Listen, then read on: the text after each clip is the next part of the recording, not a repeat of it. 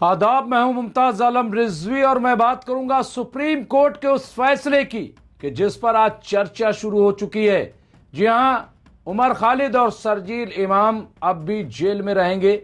बाकी 5 लोगों को रिहा कर दिया है, जमानत मिल गई है। लेकिन पूरा मामला क्या है, क्योंकि जब से न्यूयॉर्क के मेयर जोरान ममदानी ने बाकायदा लेटर लिखा है उमर खालिद को, उस वक्त से ये मामला और ज़्यादा तूलानी हो गया है और आलमी सतह का बन गया है। सुप्रीम कोर्ट का जो फैसला है उसको देखिए, सबसे पहले वो रिपोर्ट देखिए, फिर उस पर बात करेंगे। लेकिन मैं 2 शेर आपकी खिदमत पेश करता कि दिल ना उम्मीद तो नहीं, नाकाम ही तो है। दिल ना उम्मीद तो नहीं, नाकाम ही तो है। लंबी है गम की शाम मगर शाम ही तो है। लंबी है गम की शाम मगर शाम ही तो है। आखिर तो एक रोज करेगी नजर वफा।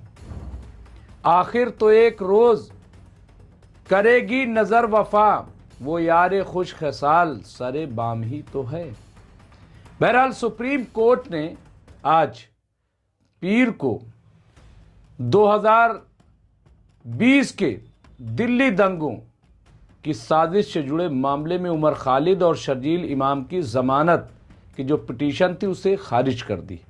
अदालत ने कहा कि दोनों मुल्ज़मीन के खिलाफ पहली नज़र में साजिश की सामग्री मौजूद है, पहली नज़र में, और उनकी भूमिका, उनका किरदार दीगर मुल्ज़मीन से अलग है। उमर खालिद करीब 5 साल से जेल में हैं। उनकी गिरफ्तारी सितंबर 2020 में हुई थी। खालिद ने सुप्रीम कोर्ट में दलील दी थी कि उनके खिलाफ कोई हिंसक कार्रवाई का सबूत नहीं है और वो सिर्फ बयान देने के इल्ज़ाम में जेल में हैं। हालांकि शीर्ष यानी सुप्रीम कोर्ट ने हाई कोर्ट के फैसले को बरकरार रखते हुए जमानत देने से इनकार कर दिया है। सुप्रीम कोर्ट ने कहा कि उमर खालिद और शरजील इमाम का किरदार दीगर मुल्ज़मीन से अलग है और दोनों के खिलाफ साजिश के मुनासिब यानी पर्याप्त सबूत हैं। अदालत ने यह भी वादे किया है कि इस सतह पर मुल्ज़मीन की भूमिका या किरदार का मुआवजा दीगर लोगों से नहीं किया जा सकता, ये सुप्रीम कोर्ट का कहना है। दिल्ली पुलिस ने दोनों पर गैर कानूनी गतिविधियां रोकथाम अधिनियम यानी यूएपीए और भारतीय दंड संहिता की विभिन्न धाराओं के तहत मामला दर्ज किया है। इल्ज़ाम है कि दोनों ने नागरिकता संशोधन कानून यानी सीए और राष्ट्रीय नागरिक रजिस्टर एनआरसी के खिलाफ विरोध प्रदर्शनों के दौरान हिंसा तशद्दुद भड़काने की साजिश रची थी। ये दोनों पे इल्ज़ाम है। इस फैसले के बाद उमर खालिद और शरजील इमाम को जेल में ही रहना होगा। बचाव पक्ष ने तर्क दिया था कि लंबे समय से ट्रायल लंबित है और आरोपियों को बिना सुनवाई के जेल में रखना अनुचित है। लेकिन अदालत ने कहा कि आरोपों की यानी इल्ज़ामात की जो हसासियत है, जो गंभीरता है, को देखते हुए जमानत नहीं दी जा सकती।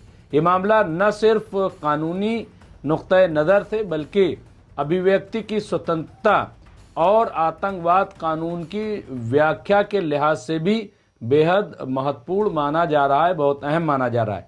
यूएपीए को लेकर कोर्ट ने क्या कहा वो भी आप देखें कि यूएपीए राष्ट्रीय सुरक्षा और संप्रभुता से जुड़े संवेदनशील मामलों से संबंधित है।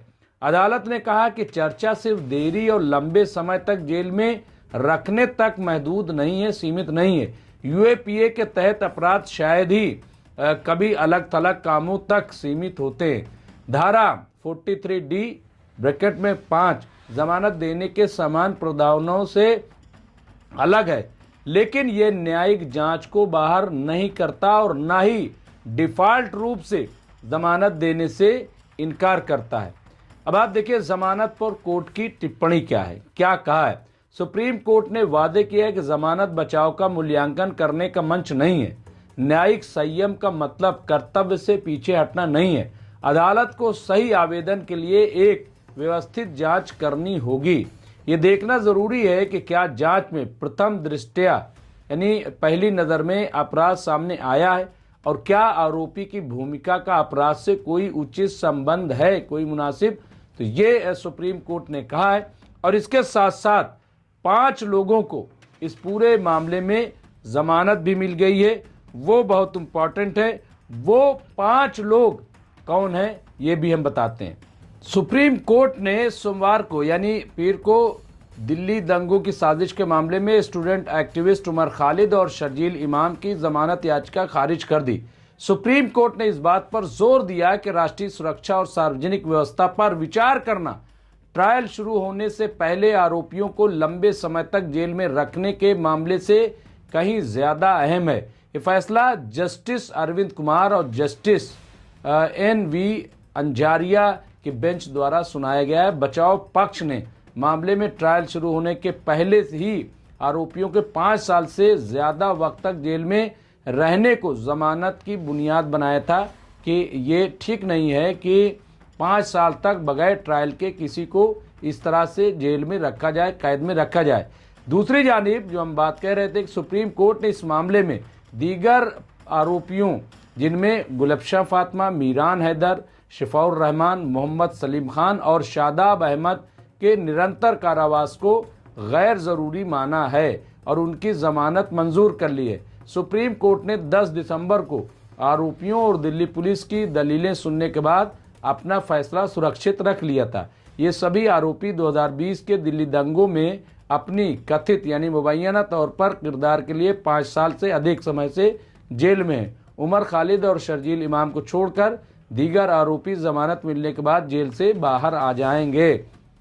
इन्होंने दिल्ली हाई कोर्ट के उस आदेश को चुनौती दी थी जिसमें उन्हें गैर कानूनी गतिविधियों यानी UAPA के तहत दर्ज मामले में जमानत देने से इनकार कर दिया गया था। ये मामला 2020 के दंगों के पीछे कथित बड़ी साजिश से जुड़ा है। ये दंगे नागरिकता संशोधन अधिनियम यानी CAA और प्रस्तावित राष्ट्रीय नागरिक रजिस्टर NRC के विरोध के बीच भड़के थे, जिसमें 53 लोगों की मौत हुई थी और 700 से अधिक लोग इसमें जख्मी हुए थे। तो ये पूरी रिपोर्ट है, लेकिन इसकी ये भी सच्चाई है कि इसमें कई BJP के लीडरान के भी नाम आए थे और लोगों के। तो बहरहाल ये मामला बड़ा हसास है, बड़ा संजीदा है।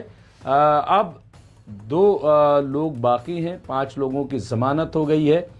आगे क्या होगा, जाहिर सी बात है कि सुनवाई होगी, फिर मामला जाएगा और ये 2 रुकनी सुप्रीम कोर्ट की बेंच है। बाकी भी मामला सामने आएगा। जो भी इस मामले में होगा हम आपको अपडेट करते रहेंगे, लेकिन अब इस पे एक नई बहस छिड़ गई। बहुत बहुत शुक्रिया। देखते रहिए MMC न्यूज़ इंडिया।